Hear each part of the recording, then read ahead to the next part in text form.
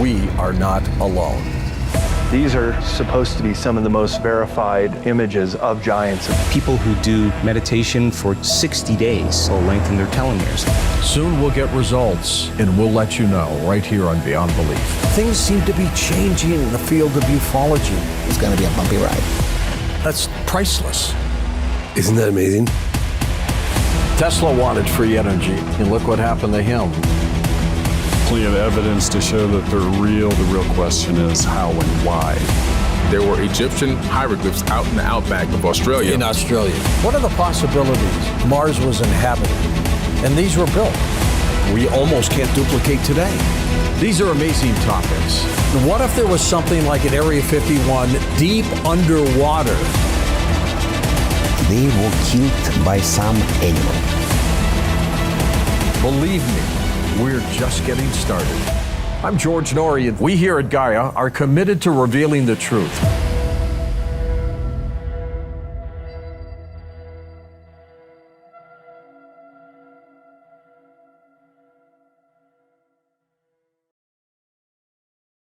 Thank you for joining us tonight. You're listening to Coast AM. If you would like to find me other than Coast to Coast AM, please do at ConnieWillis.com. I'd love for you to join me in my other shows, Blue Rock Talk and Connie After Dark. Those are membership shows, communities. They are both very different. They are both very fun, and the people that are in them are the best of the best.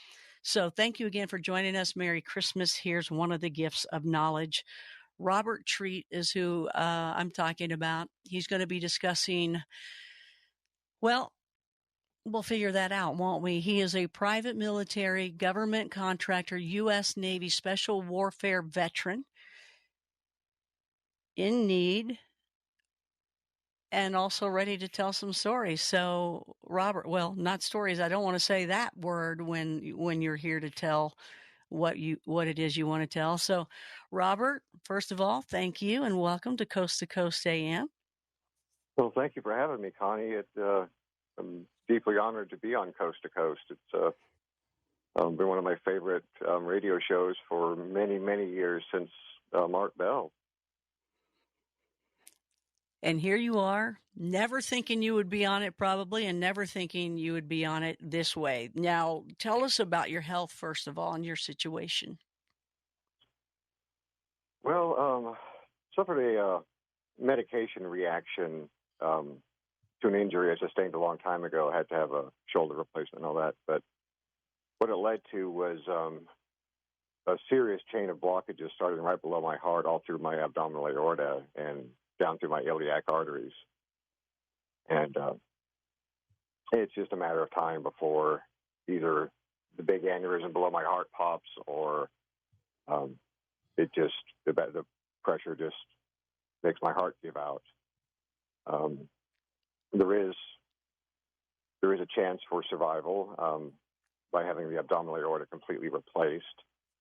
And that's going to require quite a long recovery period. And even though the VA, which is a great organization, they're going to do the surgery, which is the brutal part. But the things that go along with the surgery, mainly, who takes care of your apartment or your pets, or if you're completely alone in the world like I am now, as you come out of the hospital from a 6-month recovery, there's nowhere to go. So I'm launched the GoFundMe to try and take care of those little slight expenses while I'm laid up for that 5 to 6 month recovery period in the hospital, so that I'll still have a life to come home to. And you also have some critters at home, right? Yeah, I've got 3 rescue dogs. I've got 2 huskies and a pit bull. They were all 3 rescues, 2 of them from a dog fighting place that I rescued them from, and the little pit bull just wandered up to my house one day. Oh, you could tell that aura around you. If you ever met Robert, he was an incredible businessman and also an entirely, a huge background that even when you were married, your wife had no idea about at the time. And I don't know if she ever has, but anyway, Robert Treat, we're hoping to help you get things done that you need to get done. I know it's amazing. The more important thing he's worried about is not himself, but his 3 dogs, his girls, as he calls them. Is that right? Am I right on that? They're the biggest concern Yeah. as to what's going to happen to them. I don't have children of my own, no family, no close friends, and I go to every day is just a worry about what would happen to them if something happened to me. There'd be nobody to find me for days or weeks, and they're my little family. I got to look out for them. Well, tell us, I think that's nice. Tell us about your background. When I say private military, government contractor, U.S. Navy special warfare veteran, it's hard to pick a spot to talk about learning Robert Treat because it actually starts at the very beginning. Maybe, here I want to know about the credibility of your background, but it really starts as a child, as a baby. So first of all, let's just tell people your background, service-wise. Well, service-wise, I was 17 years old, basically a homeless teenager at the time. Not long, like I hadn't been on the streets a long time, but a few days. And it was wintertime in Oklahoma. It was cold, and I was walking by a recruiter's office, and I hear this Marine yell, "Hey, kid, would you like a cup of coffee? Come in and get warm." So being naive to recruiter tactics, I was like, sure, yeah, I'll come in, and ended up hanging out there most of the night. And the recruiter asked me if I'd like to join the Marine Corps. Homeless teenager. I was like, sure, why not? So took the test, and he actually put me up at his home while we waited for my test results to come back. And the day that my results came back, I walked on down to the recruiter's office, and there were multiple recruiters in this strip mall. You had every branch, Army, Navy, Marines, Air Force. And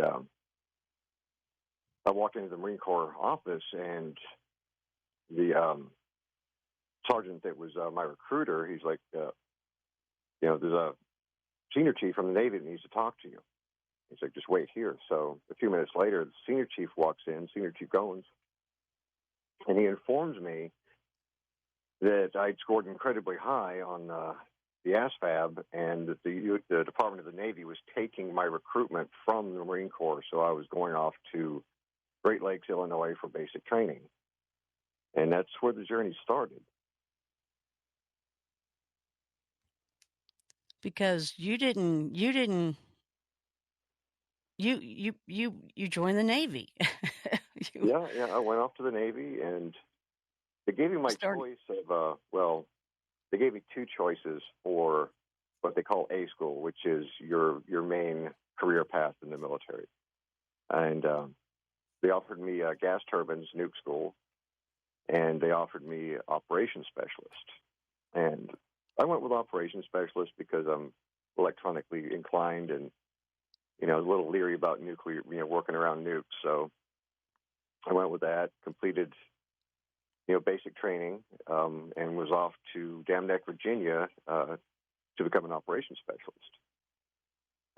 Graduated top of my class there, which meant I got my choice of duty stations, and I naturally chose Hawaii. I mean, what, teenage man wouldn't? Hello, exactly, or any age. Hello, male or female. So off I go, freshly graduated operations specialist with the Navy, and I'm off to Pearl Harbor. The trip out there was a disaster, delayed flights, ended up, hopping MAC flights across the country to get there, 6 hours on a C-130 in a jump seat. It was just a disaster all the way. And when I got to my duty station, which I was assigned to Destroyer Squadron 25, they had way overbilleted the number of OSs they needed. So while they were trying to figure out a place to put me, they started shipping me off to every C school they could think of. In a C school, is like a secondary education. Like after you get your main rate, they'll send you to other schools to either advance that rate or learn other things. And I went through, firefighting school, and I ended up in what was called target motion analysis, which is submarine hunting. And it's a class at the school very few pass with an understanding of what it is. And I just took to it real well and ended up rolling straight into advanced target motion analysis and subsequently becoming an instructor for the TMA attack team. Well, just real quick to go back to it. So what is it? Isn't it just finding submarines under the water? Or is it something different? Yeah, it's finding enemy submarines, submerged, first strike submarines, without using active sonar. So you just listen to the ocean. And when you catch one, when you pick one up, you track it just passively through, screw noise, cavitation, any noise it makes, you track it. And over a period of time, sometimes hours, you'll end up developing a pattern. And through that pattern, you can determine the submarine's depth, its course, its speed, and its closest point of approach to your vessel. And with those pieces of information, you can program the two weapons that we had available to us in Desron 2.5, which was the Basset and the Bulldog. You can program those torpedoes to intercept that enemy submarine without it ever knowing that you're actively hunting it. Mm. Wow. And that's an element. Naval Special Warfare, most people just associate with the SEALs or UDT, Underwater Demolitions Teams, but Naval Special Warfare is a huge part of the Navy. It encompasses so many departments. I'm still amazed at knowing what I know about you, and then just looking back as you're continuing to talk, and I'm just seeing how it's almost like you're placed here, then you're placed here. It's like why I made a deal of you went in to be in the Marines, but then you went into the Navy. It's almost like, okay, you're trying to move forward, but we're going to place you over here. It's something bigger. It seems to be placing you places where they want. I don't know if you recognize that, or do you recognize that looking back? Oh yeah, I very much feel that my life has never been my own. It seems like absolutely everything I've ended up in, every project, every conspiracy, everything I've ever ended up with seemed like a serendipity or a horrible accident. Like there's nothing I ever chose. It was if somebody asked me if I could do something, the answer was always going to be yes. And even if I didn't know how to do it, I was going to figure it out and I was going to make it happen. And that became the cornerstone of my entire life. What was the time, where was it that you got your IQ tested, and what was that? The first one, I was 10 years old. We traveled around the world a lot, so every 6 to 12 months I was in a new school district, usually in a new country, and they would test me to place me in whatever grade. And the first IQ test I took, I was 10 years old because they were trying to decide where to put me, because I'd started first grade when I was 3, and that was in Tehran, Iran. And in that country, you start school when you can complete the basic entry-level requirements for first grade. Write your name, go to the bathroom by yourself. It's basic stuff. Here in America, Little 3-year-old going on 50. Yeah. So here in America, at 6 years old, that's when you start first grade. But in Tehran, if you're old enough and your parents are wanting to pack you off, then you go when you're capable. And for me, that was 3. Wow. So by the time I was 10, we were living in Scotland. They were determining, do we put him with his age group or with his education level? So they tested me, and part of that was an IQ test, as well as a behavioral test. But the IQ test came back at 212, and that was at 10. And what's the norm? I think the average human IQ is 80. You are not from this world already. Okay. So did you get tested again and it was higher at one point, or did you ever? I've been tested numerous times on my IQ, and it's ranged because the IQ tests are subjective, and I took one when I was massively hungover, and I mean wicked hungover, and that was a 188. And I took another one when I was, feeling real good, and they didn't give me the number. They just said it was upwards of 230. Oh my. Yeah. And Oh. I mean, that's excessively high. And I actually ended up seeing a psychologist after some of those higher tests because I was worried. They say that high IQ can be an indication of, like a mental dysfunction or a mental illness. So I wanted to be tested to make sure there was nothing wrong with me, or if there was something wrong with me, I needed to know what it was. But the test came back with nothing other than an anxiety disorder, and I was like, well, no kidding. Of course, I have an anxiety disorder. and this is who you are. I mean, how do you know that it's even different than anybody else? And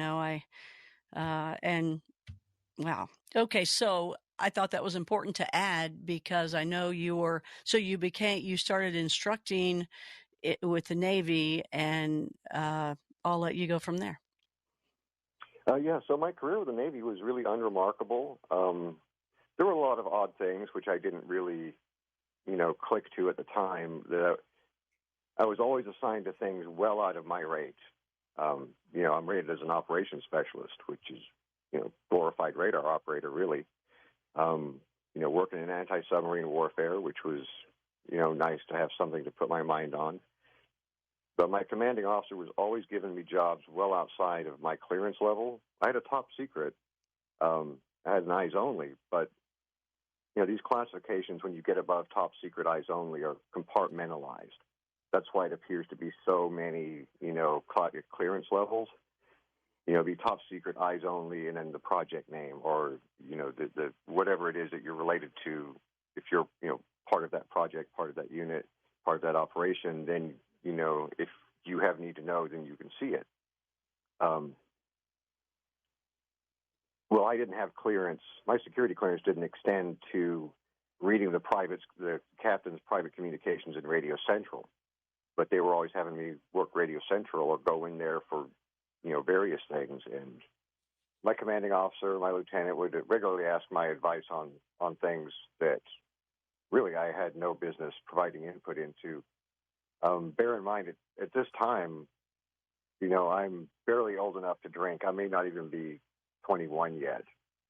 So I'm an E3, E4. That's how low down the totem pole I am, and why officers are talking to me, seeking my advice. All this seemed a very unusual thing to me. But I was happy to discuss whatever they wanted to discuss. And that led to me being, I ended up at the SINCPAC building, which is the headquarters for Pearl Harbor, all of 7th Fleet. All 7th Fleet's operations, submarine operations, everything is run out of SINCPAC. So I'm going down there on a fairly regular basis, and I'm about 3 years into my tour here. And when I'm not trained, when I'm teaching classes out on Fort Island for the target motion analysis attack team, I would be down at the SINCPAC building and quite often talking with the admiral. And we go over several different things, special warfare projects that were going on related to anti-submarine warfare, whether it's new helicopter systems, new sonobuoy systems, new ways of laying down sonobuoy patterns, ULF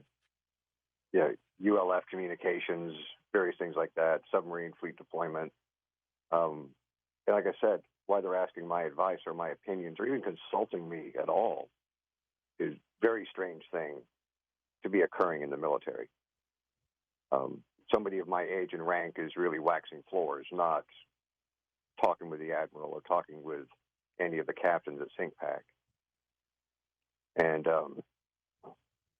really, I think I got their attention. One of the things they had me look at, and remember I said earlier that Naval Special Warfare and the Department of the Navy in general is a huge, huge organization, far bigger than anybody can imagine.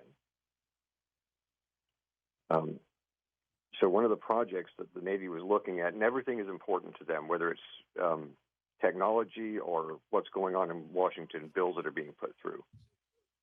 So one of the things I looked at was the Universal Health Care Plan, and they asked for me to write an opinion letter on it, so I did.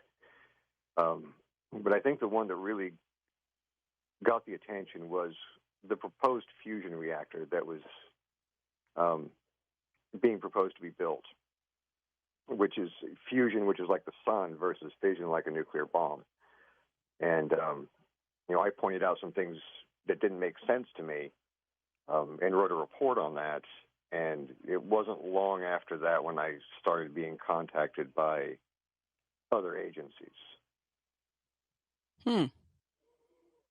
And who were they? Well, when I was pulled in and given a psychic battery of tests to see if I had psychic abilities, which I didn't. I barely scored higher than guessing. And the other one was somebody that turned out to be my lifelong best friend. He's a CIA officer who I just refer to as Glenn.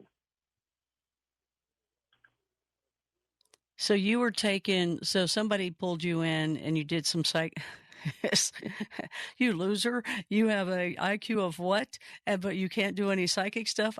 That is hilarious because I know you love to take tests and you actually failed on these. That's amazing for you. So you didn't do well on the psychic test, and but what happens at the end of that? I'm only asking you that because I actually know the story here, and I think it's incredible. Well, I pretty much did, average or slightly better than average on all of the psychic tests they did, which was, guess the symbol on the card and, remote viewing and all that stuff. I didn't do well on that. The last thing he took me through was a meditation exercise. And the ultimate goal was what he called the blue pearl. If you could envision and stabilize what he called the blue pearl, and you go through a series of steps, starting with learning how to meditate in color, which you think you can do that, but to really see a vivid color, to imagine a color is one thing, but to actually see it in your mind vividly is something else. So we go through these steps, and we're going through them very, very rapidly, the first session. And he had told me that, once we could start down that rabbit hole, that you will see what looks like just empty space, just a void. And in the void, you will see a blue pearl. And he didn't really expect me to reach that point in one session. That's kind of like years or a lifetime of training to do that. And it happened for me very, very quickly, probably within 20 or 30 minutes. And he pulled me out of it right away, gave me a warning, never, ever attempt that again. He said, and this is all I know, I don't know why, he never gave me an explanation. He just said, if you go beyond the blue pearl, there's a chance that you will not come back. You won't want to come back. And he ushered me out of the office, out of the building, which was the famous Hawaii 5-0 building downtown Honolulu. And there was no follow-up scheduled, and it felt, he didn't say get out, but it very much felt like a get out. So what happened after that to where you met Glenn? Oh, it wasn't long after that, maybe a week, maybe two. When I was down this little street called Hotel Street, which is where everybody drank, back then. All the squids drank down there. They didn't card you, they didn't ID you, so that's where all of us underage drinkers went. And I'm at this little bar called Two Jacks, and this little Asian guy sits down next to me, dead ringer for Mr. Miyagi, too. I never told you that before, but... I was just going to say that, but I thought, no, I better stay away from that. Here he is, wax on, wax off, right next to me. He just starts talking to me, and we're just casually, just BSing throughout the night. As the bars are getting ready to, shut down for the evening, we leave and we go drive off in his car. We end up down at Waikiki, and that's when he starts telling me about, who he is, who he works for, what he does. He was an officer for the CIA, which means he was an actual, employee, got his paycheck from the agency. And what's the difference, officer? What? Say that again with the CIA. Well, the officers are the ones who actually work for the CIA, right? Okay. There is no such thing technically as a CIA agent. An agent is an asset of an officer. It's when the officers, they cultivate, a civilian, or, could be, a foreign person or, foreign government official. But anybody who doesn't work for the CIA becomes an agent of an officer. So are you an agent? Technically, by definition, yes. From time to time, Glenn would set me up on jobs, which I was happy to do because the pay was good. And, as a civilian, or if you're in the military and you're doing side jobs for the CIA for an officer, during that period, you are an agent. And, quite often that's going to be a non-official cover, what they call knock. So if you get caught doing whatever dirty thing it is they want you to do, you're on your own. They will not come save you. They're like, oh, you have no idea who that guy is. Never heard of him, right? So they'll support you and they'll bankroll you for whatever it is they're asking you to do, but they do not have your back. Oh my! So you take that risk because the money's so good? Yes.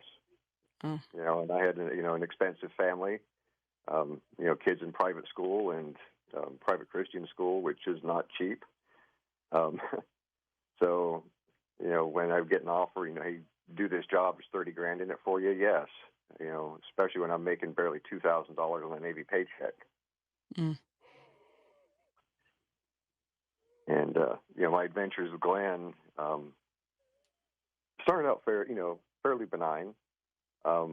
Just going in, wrangling projects and, making sure that all the disparate parts and players in that project, get along and it, comes off on time and on budget.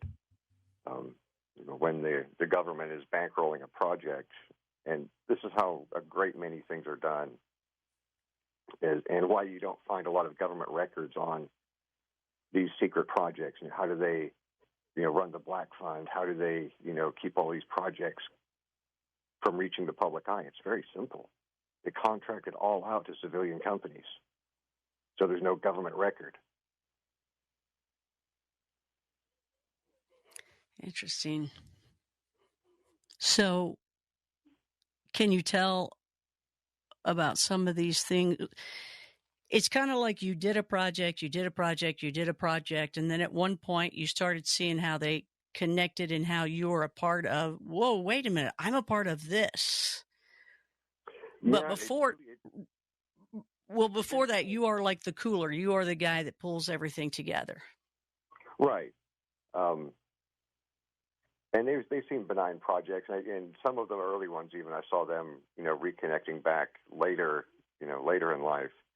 I worked on gas detection systems for the Umatilla Reserve, which is where we stored nerve gas.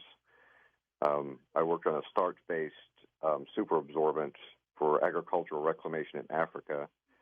I worked on some genetic engineering for reclaiming nuclear waste and rubber waste, and that was training bacteria to do what you want them to do. Whether it's recycling tires, train the bacteria to eat sulfur-linked tire. You can train bacteria to eat almost anything.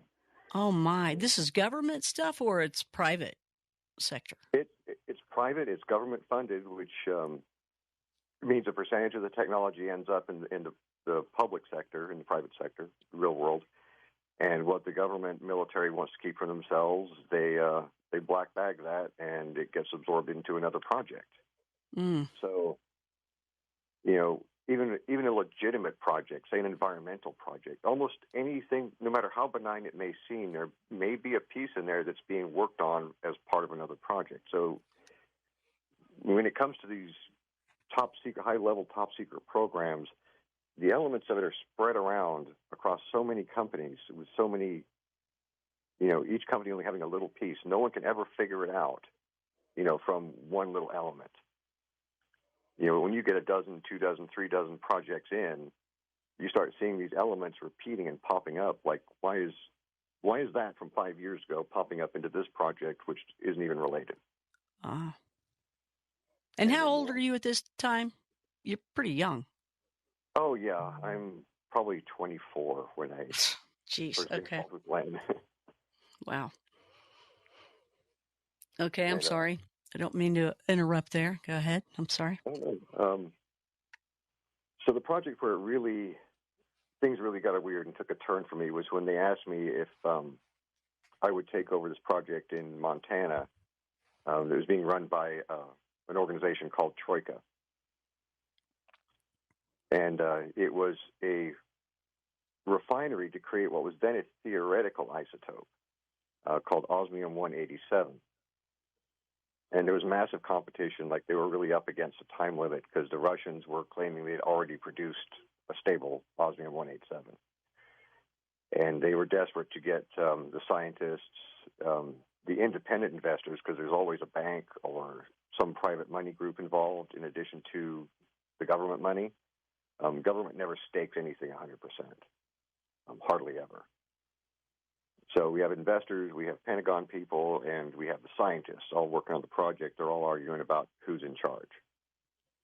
So Glenn asked me if I would go in there and take that over and kind of be, Wyatt Earp and get everybody back to work. So I did. First day there, it was like new sheriff in town. This is what's going to happen. This is what's going to get done. And within a few weeks, we got the flow-through columns and all the technology installed and started refining product. And in the meantime, we're also investigating whether or not the Russian product is any good. It turned out it wasn't. The Russians were lying, as usual, and that their product was actually bred from a foreign parent body. So, we fast-tracked it and pushed that refinery so fast we came out way ahead of schedule, years ahead of schedule, and produced. And we produced the first stable gram of osmium-187. Okay, and what that is because of having you on Connie Willis, the podcast, in the segments, I have heard this from you, and I found it extremely interesting that this product basically is like better than gold. Yes, it has a very specific purpose. From what I was told, what they were using it for was space-based electronics because it was extremely conductive when mixed with other metals. It would almost superconduct at any temperature. It didn't have to be super cooled. It would almost superconduct at ambient temperatures. And it also had incredible strength. So they were also using it for armor systems. And I saw the designs on the armor, and they said it was for the A-1 Abrams tank. And like those panels don't look like they belong in an Abrams tank. So when I started hearing about the secret space program, I don't know for sure, but I'm betting that armor tech we worked on was made for the skin of some kind of satellite or spacecraft. Coast to Coast AM, Connie Claus here. Merry Christmas, Happy Hanukkah, Happy Christmas to you. Find me at ConnieWillis.com. Join my podcast and follow even more of the story of what we're talking about tonight with Robert Treat. He is discussing his world while in the intelligence field, giving us the gift of truth concerning why the ET are here. This is a live deathbed confession by a private military government contractor and U.S. Navy special warfare veteran. We do have on the Coast to Coast AM website his GoFundMe site. He's looking to raise $12,000. He is currently at $4,583. Thank those of you that have already given and appreciate the support for him on this. And Robert, we appreciate that you are here. Also, you can go to robtreat.com and sign up for his email list, robtreat.com, to update you while he can and with the information of how things are going for him. So, Rob, again, time flies here. So I want you to definitely finish what we were talking about before we had to take the break, and then we're going to have to skip a lot to get out some information. Yes, and I just want to take a moment to say thank you so much from the bottom of my heart for those who have donated to my GoFundMe.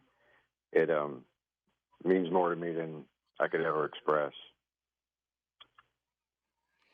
And, I'm happy you're with us, because when I was first talking to you, you said you just had a couple weeks, and here you still are. But I think you said it could happen at any time. Is that correct? Just out of the blue, or is it more of a gradual? Well, my cardiologist said I'd be lucky to make it to the end of the year. And that was why I reached out to you, because, it could happen any night or any day. I'm terrified about dying when I fall asleep. I at least want to be awake when it happens. So the money is to take care of a home, so you can get into the surgery, see how that goes, and this is going to take care of the payment of your house, so or your apartment, so that you can come back to something. Also, take care of your animals without boarding them, but somebody actually taking care of them for you. Yes. Yeah, all the things associated with the surgery. The VA will do the operation, but they don't take care of any of the things that go along with that. And I don't have a family, close friends, no relatives here. And it's going to take, even a considerable amount of time on the disability claim. They're telling me they're about a year backlog, so that's going to be a long battle in itself. But the help you guys have contributed on the GoFundMe is just enormous, and I'm immensely grateful for that. And Robert, why are you wanting to do this? Why are you wanting to tell some things that you've experienced? I just feel it's really important. I'd hoped, by the time I got to this age, that there would have been some degree of disclosure, that credible people would have come forward, and they just haven't. It just hasn't come out. The real reason behind stuff. All the movies, all the rehashing of old fuzzy photos from 30, 40, 50 years ago, and it's interesting, and it's great work for the research of the topic. But I feel like we're running out of time for the end game, which I really, based on my career, I think we're not far from the end game, maybe a few years at best. And if nobody else was going to say it, then I'll say it. Here you go. Here's your platform. Here's your time. So, we were talking about, my time at the osmium refinery under Troika, and over the next 20 years, I worked on a huge variety of all kinds of projects, which we could do a whole show just on that. But the reason I really focus on my time there was several pivotal things happened that changed everything. One, I became a actual member of Troika, and there's only 3 people. There was, Glenn, who I mentioned. There was Randolph, and there was Mike. Well, Mike left to go to a different project, and they asked me to take his place on Troika, so I did. And that launched in the next 20 years was an insane ride of some projects you just wouldn't believe. When I said it encompasses a lot, it encompasses a lot. But I'm focusing on my time there because of what happened. I went topside. This was an underground facility. I went topside to smoke a cigarette. Yes, I still smoked back then. I went topside, and I remember thinking, this is I looked up at the sky in Montana thinking this is the kind of place people get abducted, and that's exactly what happened to me that night. And I'd been taken before as a child, from age 5 to age 14. I was a regular abductee, but I don't consider that abductions more like a rescue or vacation, because the aliens I encountered as a child were very benevolent, very loving, and I considered them family. But what happened that night at Troika, the ones I was taken with were the ones I'd heard about but never encountered. And I'd known from the time I was a child that there were two camps of the Greys. And within the Greys, there's multiple species. It's not like a ubiquitous, they're not all short. There's several different classes, several different types of Greys, whether you call them races or what. And there was another camp which they referred to as the Fallen.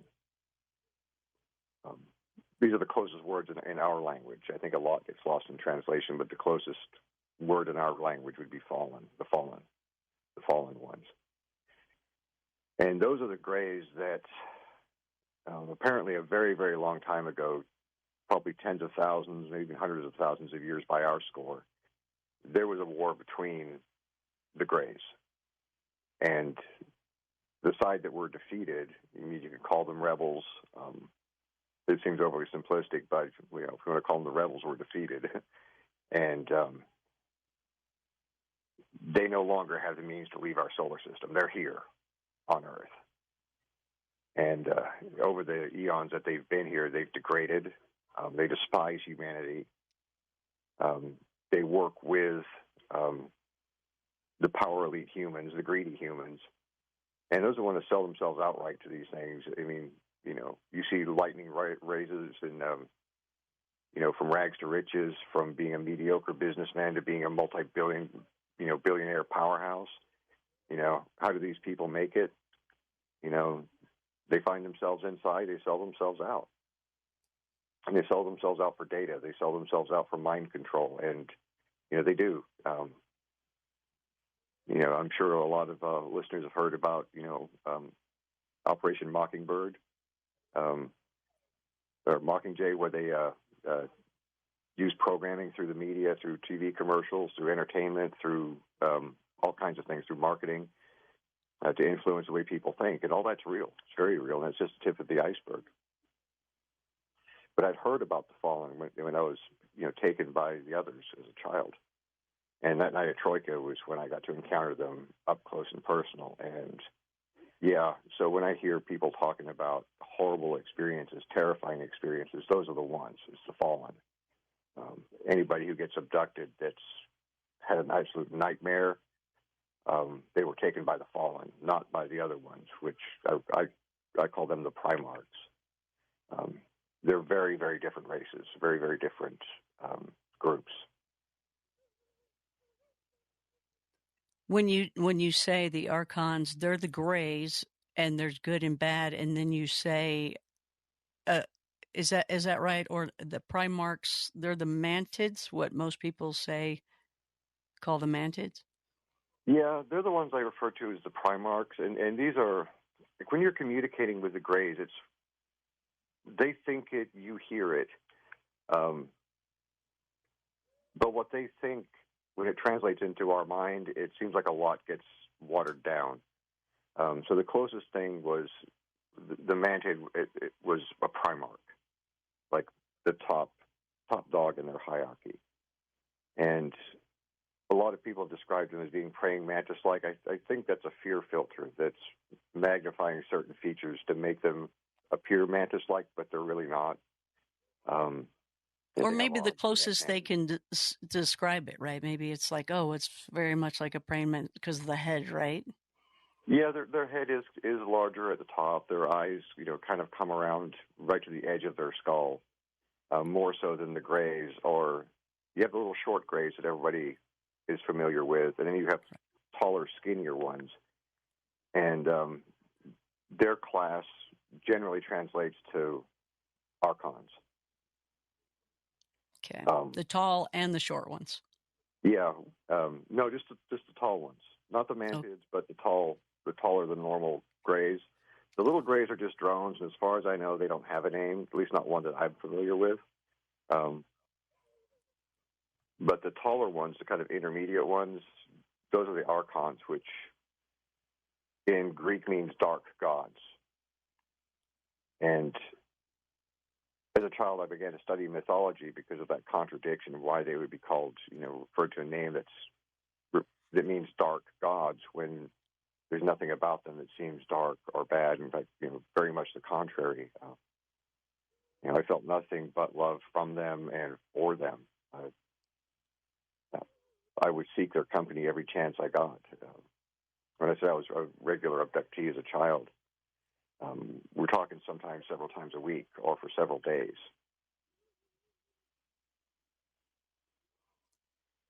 But then later, this one night you're talking about, they took you and you saw the other side.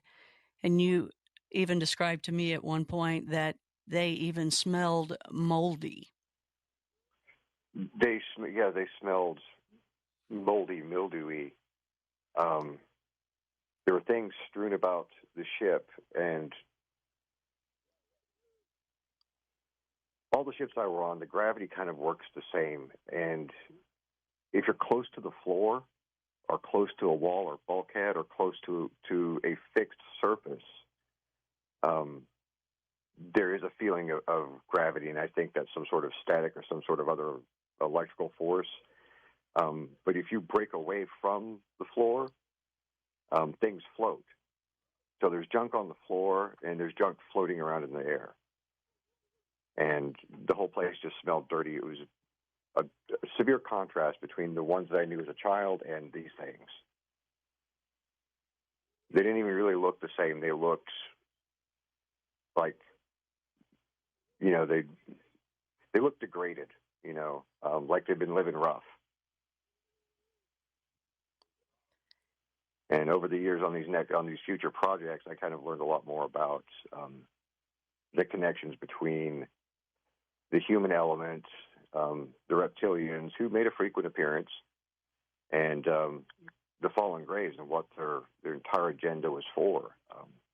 Much of what our technology goes to, what our research goes to, what our money goes to, is preparing for a second war between the graves, and that's going to happen in our space, and we're going to be the victims of it. So this is where we were talking previously, and I'm listening to you talk, and you said here, I described the second coming. You're talking like scripture, and you said, yes, that's where I was wanting to kind of hold back, right? I said, no, don't hold back. You were reluctant to say it. Please, if that's how the story goes, that's how the story goes. And so much really does relate to various scriptures from periods throughout our history. Mm-hmm. And what I learned and what I heard out of the mouths of some of these elites, later in my career, I ended up working for one of these fraternal orders, undercover originally, as the assistant minister of finance and later the minister of finance for one of these Illuminati fraternal organizations that is very prominent in so-called conspiracy lore. It's not conspiracy. Well, it is conspiracy, but it's still legitimate. It's a real thing. So I would hear at these parties, these events, these gatherings, before I was invited to become a member. So you're talking about you are with the elite. You are with them, having parties, working with them, and they're coming to you with problems for you to solve. I'd done a lot of, by this point, I'd moved into the financial world. So I was working with several foreign banks, had clearing accounts, had massive credit lines where, I could move and arrange for an enormous amount of funding for these projects, for these people, and, get things done for them that they needed done. So I had. And when you say they, who's they? Oh, these are some of the biggest players in the world behind the scenes, not the public ones you know about, but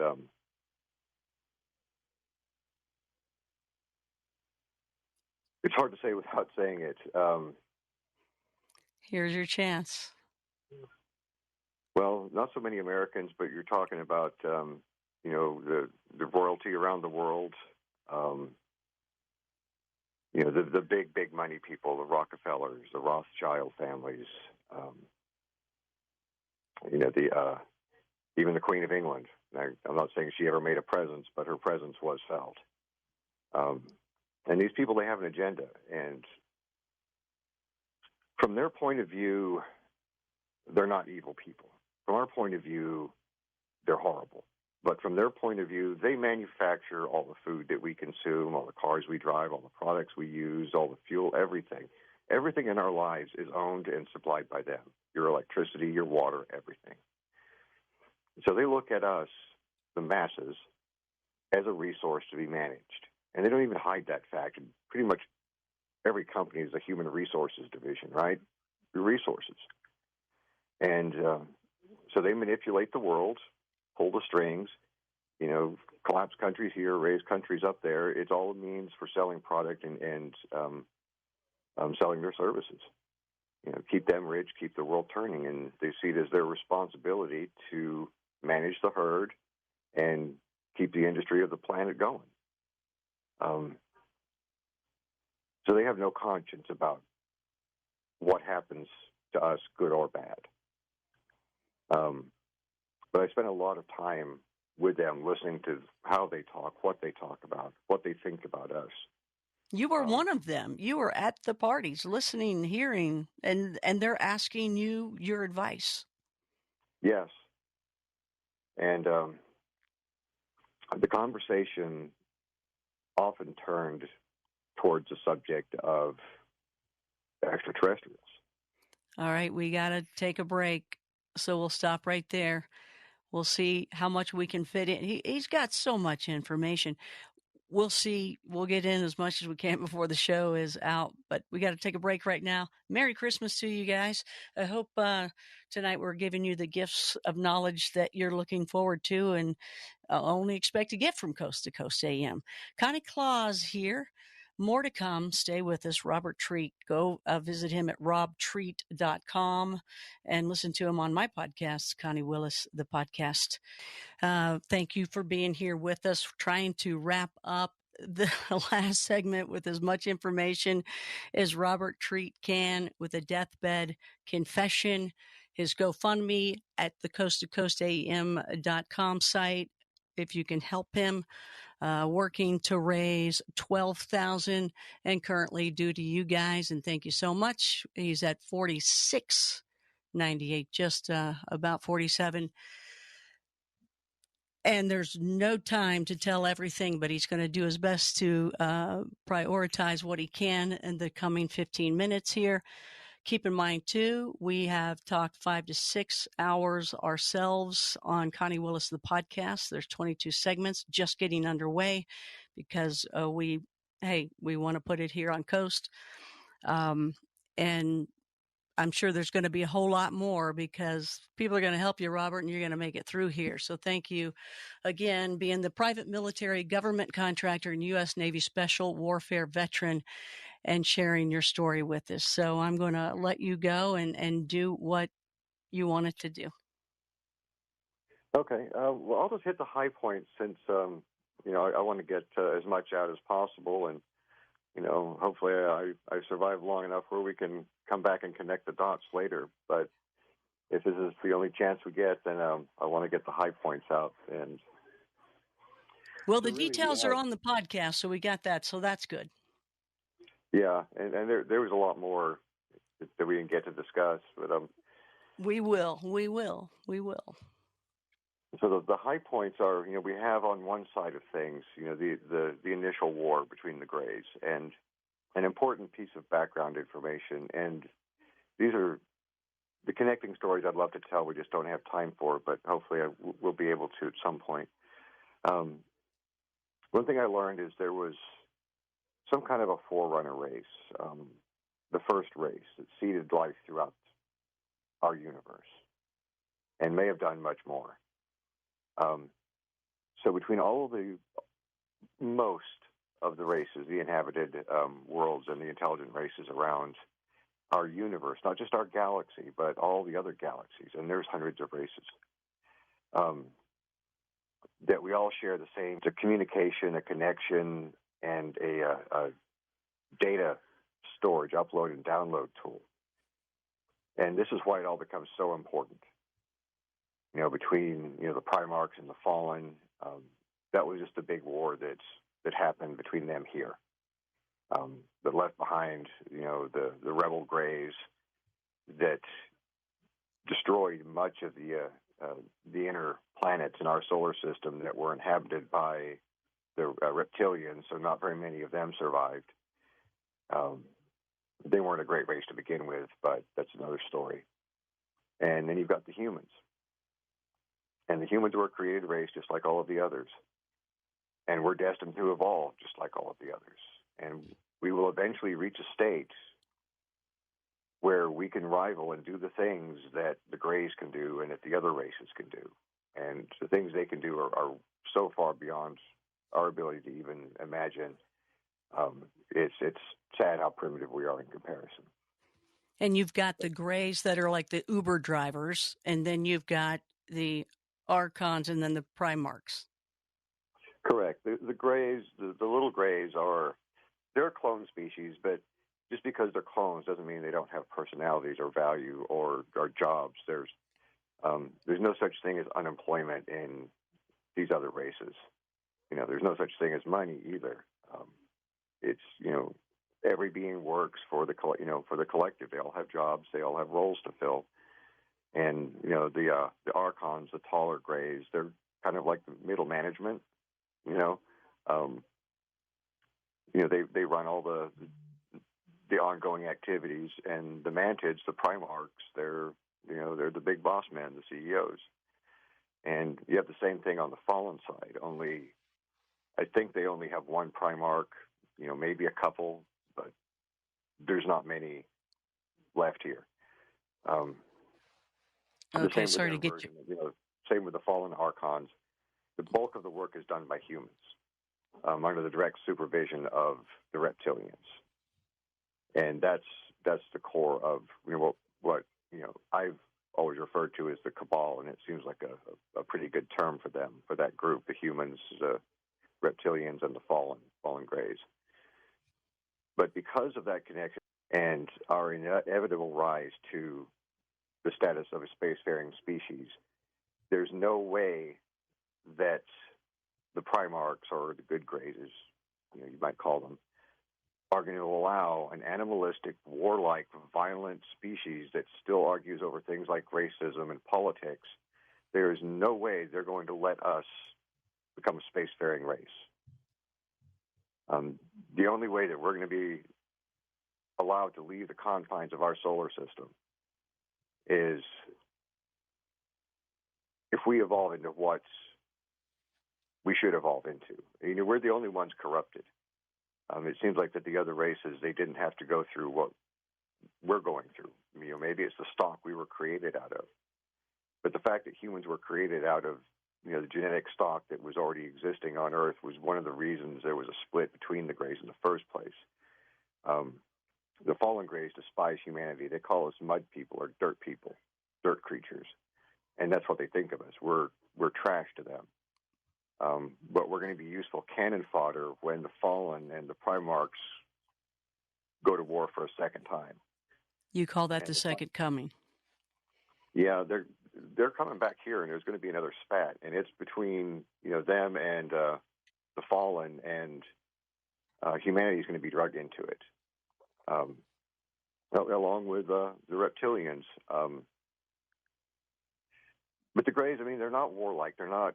It's not that they're bloodthirsty conquerors, and it's a communication tool, right? When you feel things, when you experience feelings that aren't your own, they're just coming from somewhere else. That's part of it, right?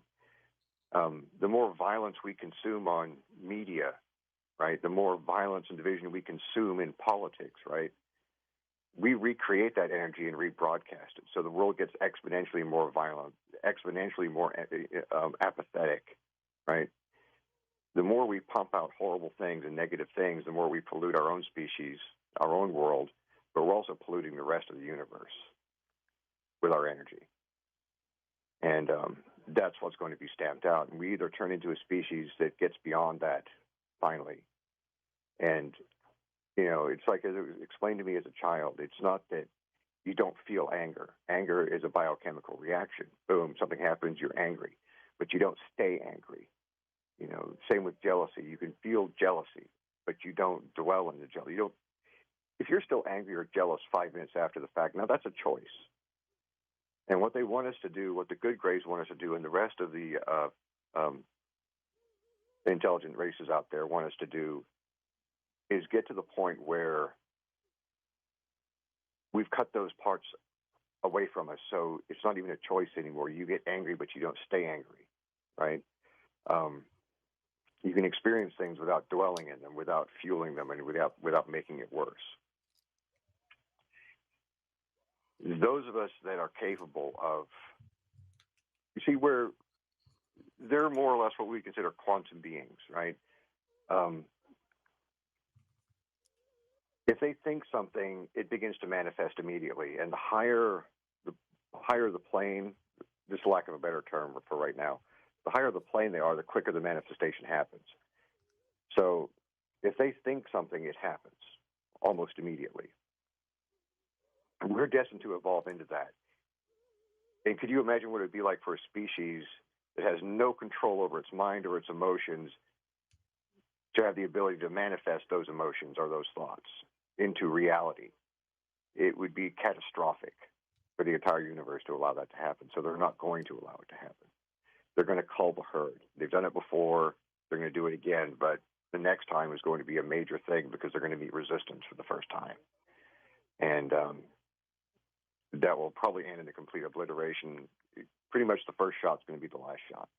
So one of the things that I heard out of a very, very prominent person's mouth, he was a little drunk at a party sitting at the table next to me, and he's talking about the history of things to come. Don't say the first name, but say the last name. He was a Rockefeller. He was one of the Rockefellers. And he's talking about the history of things to come, right? Things that hadn't happened yet, and he's talking to them about them in the past tense. I've lived to see every single one of those things come true. And that night when I heard it, I thought he was just, drunk talking. But no, I've seen every single thing on that list happen. The end game that he talked about was a staged alien invasion. And it was that wording that made it stick in my head so vividly. So what did he mean by staged? And I came to discover what staged is. Interesting to us. For time reasons, you've said you've been bouncing around, and I know you want to get in as much as possible. So you're with the elite. We had established that was like the bad trifecta, which was the reptilian, the fallen Greys, and then the elite. And you had heard what they plan to do in the future. You found out, you realized at one point, you started putting the pieces of the puzzle together that you were helping them do these things that is so against you. They had also invited you to stay, I guess, some sort of invite for you to be there. And you had to go through an initiation, right, to be a part of them even more so. Is that right? Yeah. The role that I was filling with this order, this Illuminati order. Got about 3 minutes. Which is one of the orders that evolved out of the Templars. Their Minister of Finance could not return for health reasons on a permanent basis, so they asked me if I would, take that position permanently and become a part of the order. Which I agreed to, and it came time for the final little ceremony that made it official. You meet the Godfather. In this case, the Godfather was the Pope. And when I learned, it was the night before we were going to fly to Rome, and I was being briefed on protocol. And when I was told that I would have to kiss the Pope's ring, that was the last straw. I was not doing that. I don't care what the power or the money that came with that position. I'm not kissing the Pope's ring. I, already chosen my allegiances, and I wasn't going to sell out for that. And that was pretty much it for me. They stuck me on a plane the following morning at 7 a.m., got me out of there, and pretty much all doors were shut to me after that. Okay, listen, we have to go. Thank you so much for being here. And, hey, thank you, Robert. Got to say goodbye to you. You can hear more at Connie Willis, the podcast. We do have more segments, like 22 segments of his story. So robtreat.com is where you can also see where he is and go to his GoFundMe. In the meantime, you guys have a great Christmas and a holiday season. Thanks so much for being with us. I'm Connie Willis. Jerry Wills with us earlier, and Robert Treat too. Be sure to go to our website. You can learn how to reach each one of them. I want to thank all the people that help out here and make this happen on Coast to Coast. Julie Talbot, Bill May, Lisa Lyon, Tommy Danheiser, Dan Galani, Stephanie Smith, Mike Cosio, Lex Lonehood, Sean Ledesur, Tim Banal, Gina Salvati, Donna Walker, Adam Thompson, Jeremiah Harris, Ryan Stacy, Chris Burrows, Ian Punnett, Lisa Garr, Richard Sirrett, George Knapp, and of course, George Norrie. The entire Coast to Coast AM team. George Norrie, 20 years in January, you guys. All right. From the foothills of the Colorado Rockies, many thanks. And until we meet again, join me at ConnieWillis.com. The podcast will give you more segments and more details of what Robert was here for tonight. Keep watching the night skies and continue with me to seek out the strange and uncover the unknown. Merry Christmas. Happy Hanukkah. From Coast to Coast AM, I'm Connie Willis. The Coast mobile app is now available for download on iPhones and Android devices. You can become an insider directly through this app. This is a great option for our international listeners, and new users will also receive a free 2-week trial.